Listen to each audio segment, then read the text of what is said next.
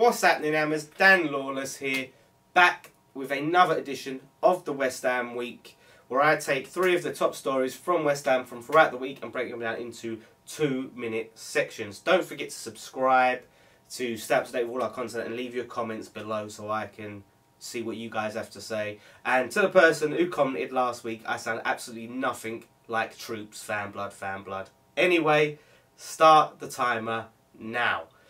Okay, so Reece Oxford, our highly rated young centre-back who went out on loan to Borussia Mönchengladbach, which I believe is how you pronounce it. I'm sure someone will let me know if that's wrong.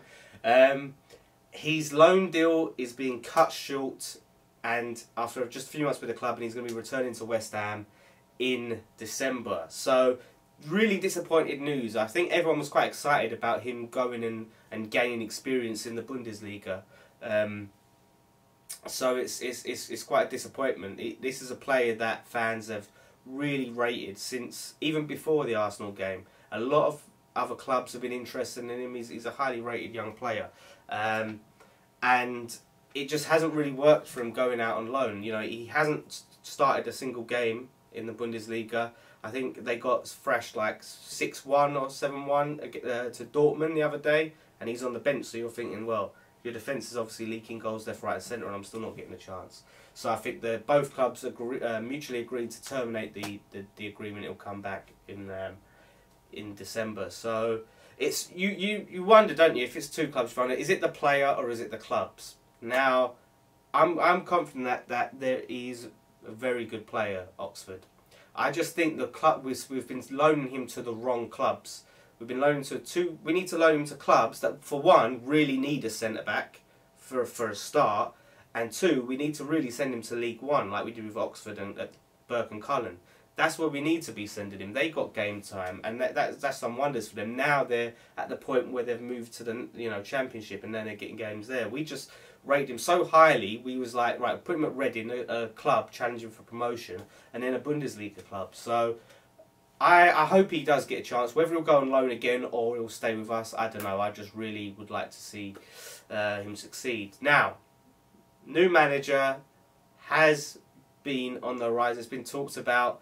The club apparently have started looking at, talking to, feeling out certain replacements for Slaven Bilic with results the way they have been. So it's understandable, it's obvious at this point. You know, it is a bit worrying with results and form and things like that. It's not great for Slav, is it? But it kind of needs to be done. If there are top managers available and there's a chance we can get them, we have to go for it. You know, we've been linked with Thomas Tuchel. Apparently he's rejected us. I don't know if that's true.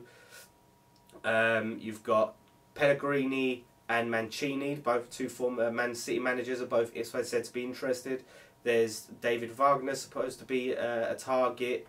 Benitez, although Benitez apparently has committed his future to Newcastle. And recently the big one is Ancelotti, who has been fired, or basically sacked from Bayern Munich, and he's out of a job. So, which is shockingly fired, because I think he'd done a good job there, but he was fired from them, and he is the latest to be linked to West Ham. He's been linked to West Ham before, I believe it was in 2011, and he was rumoured to be interested in the job, saying, you know, this is quite, whether it's true or not, I saw that, you know, basically saying, why not West Ham? A job's a job, whether it's a top club or a smaller club, it's a job at the end of the day, so why not West Ham? So I'd love to see him. Whether it can happen or not, I don't know, but we have to go all out. If you can get that man, get him. You know, experienced manager at the highest level, won trophies wherever he's gone, can attract top quality players. It would be great for West Ham. People are doubtful about whether the board will back him with money, but let's get him. That's all I can say. Finally, Spurs and West Ham have been fined £20,000 by the FA for failing to control their players during the London derby. I think it was a tackle towards the end of the game involving Carroll, and the players just, you know, lost it. They didn't lose it. Like it got passionate. People started getting in each other's faces, all the pulling apart. probably a few strong words, things like that. I think they've blown it way out of proportion. They've gone overboard. This whole failing to control their players. It wasn't like there's a punch up or anything like that. However, it was just like players getting around each other, a few strong words, a bit of pulling apart. At the end of the day, it's a London derby. You know, derbies. I want to see that passion. I want to see a bit of that hatred and things like that at derbies. That's what makes them so special. And if you try and, you know, sterilise them, for me, that's not what I want to see. You want to see the players that are as passionate about this game as you are.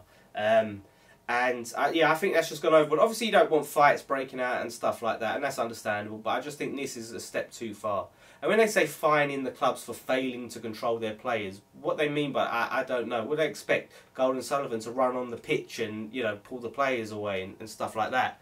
You know, like, when they say failing to control it, it's the players themselves, and who've just obviously got out of hand. And it is a passionate game, and you see this more and more where, like, the FA and stuff like that are trying to take the passion out of the game and trying to do all these little things to sterilise it and make it more accessible for that fan, that sort of the upper class fan who likes to have his blanket and his cucumber sandwich or prawn sandwich or whatever.